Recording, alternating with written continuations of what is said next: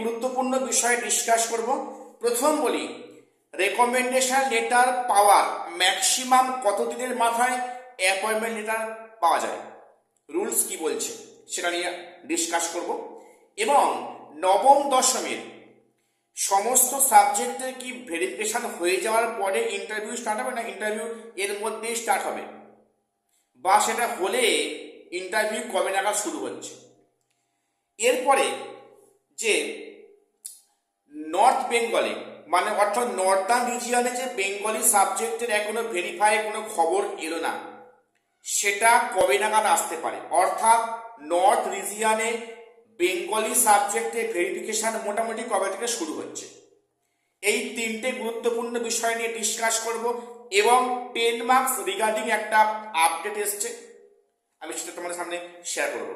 ভিডিওটা স্কিপ করো না, সবটা দেখো, চ্যানেলটা সাবস্ক্রাইব করে দিও এসএসসি এবং পিএসসি গুরুত্বপূর্ণ আপডেট পাওয়ার জন্য।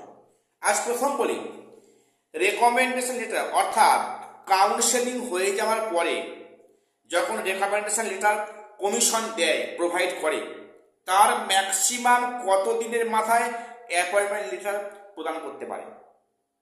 দেখো এখানে তোমরা যদি গেজেট দেখো, সেখানে পরিষ্কার বলা আছে কাউন্সেলিং ডেট, যে সাবজেক্টে যেদিনকে কাউন্সেলিং হবে সেই ডেটে, সেই কাউন্সেলিং ডেট থেকে অর্থাৎ রেকমেন্ডেশন লেটার দেওয়ার ডেট থেকে ম্যাক্সিমাম 90 ডেজ বা 90 দিন টাইম থাকে, তার মধ্যে কিন্তু অ্যাপয়েন্টমেন্ট লেটার প্রদান করতে হবে ক্যান্ডিডেটকে, এটাই নিয়ম। কাজেই যারা ভয় পাচ্ছ যে আমার এখনো পিভিআর মেডিকেল এখনো হলো না, তাহলে আমরা কবে জয়েন করব, চিন্তার কারণে সেখানে ম্যাক্সিমাম 90 ডেজ সময় থাকে। এ বিষয়ে তোমরা ডাউট ক্লিয়ার করে নাও, হয়তো চিন্তা করে লাভ নেই। তোমাদের 90 দিনের মাঝে তোমাদের অ্যাপয়েন্টমেন্ট লেটার প্রদান করবে, এক্ষেত্রে কোনো চিন্তার কারণ নেই।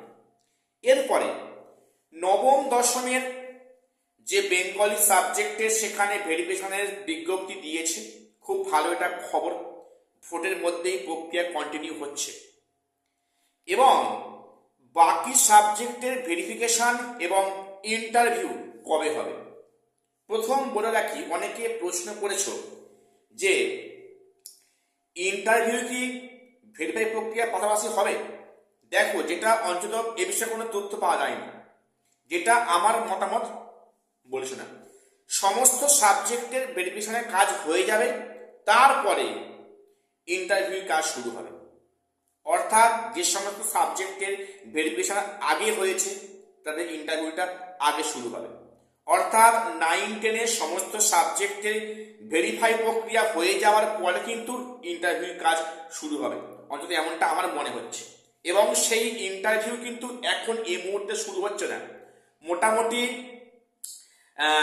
মোটামুটি হচ্ছে যে সেকেন্ড উইক অফ মে, আমি এটা আগে বলে এসেছি, মের সেকেন্ড উইক নাগাদ এই ইন্টারভিউ কিন্তু কাজ শুরু হবে। এবং যাদের ভেরিফাই আগে তাদের আগে ইন্টারভিউ হবে, এটাই মানে সম্ভাবনা খুব বেশি, এটাই হতে হবে। এবারে নর্থ রিজিয়নে বা নর্দার্ন জোনে বেঙ্গলি সাবজেক্টে ভেরিফাই প্রক্রিয়া এখন শুরু হচ্ছে না।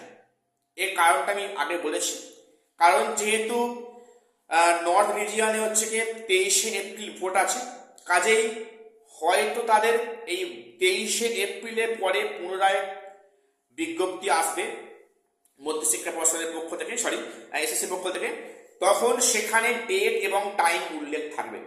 সম্ভবত 23 তারিখে ভোট বলে এই প্রক্রিয়াটা এখনো শুরু হয়নি নর্থ রিজিয়নে, এই করছে না। 23শে এপ্রিলের পর কিন্তু যে কোনো দিন থেকে হয়তো নর্থ রিজিয়নে বেঙ্গলি সাবজেক্টে ভেরিফাই কাজ শুরু হবে, এমনটা কিন্তু খবর। এবারে বলি 10 মার্কস রিগার্ডিং একটা আপডেট রয়েছে। আপডেটটা কি?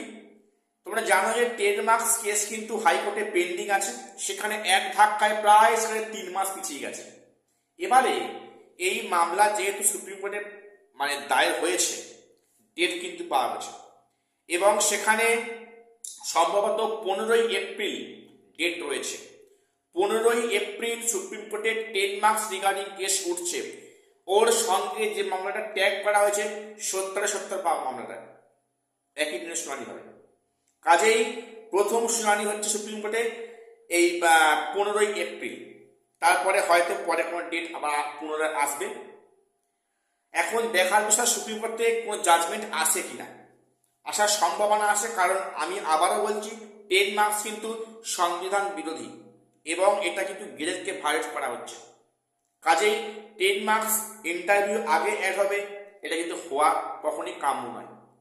দেখা যাক সেখানে কোর্ট বা সেখানে কি বিচার ব্যবস্থা আসে। এটুকুই আপডেট দেওয়ার ছিল। চ্যানেলটা সাবস্ক্রাইব করে রাখবে এসএসসি পিএসসি গুরুত্বপূর্ণ নিউজ পাওয়ার জন্য। আর শেষ করলাম, দেখা হচ্ছে পরে কোনো ভিডিওতে।